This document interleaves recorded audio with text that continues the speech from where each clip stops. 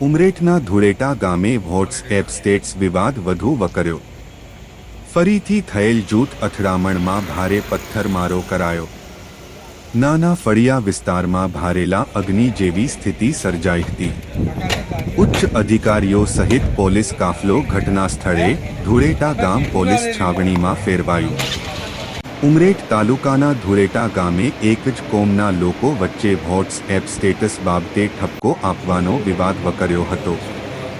ગઈકાલે સાંજે જૂથ અથડામણ થઈ હતી।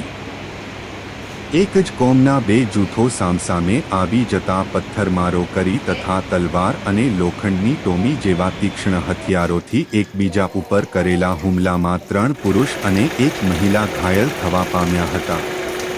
સમગ્ર મામલો ઉમરેઠ પોલીસ મથકે પહોંચતા પોલીસે અંગે કાર્યવાહી હાથ ધરી હતી। તેમ છતાં બીજા દિવસે વિવાદ વધુ વકર્યો અને ફરીથી બંને જૂથો વચ્ચે અથડામણ થઈ હતી।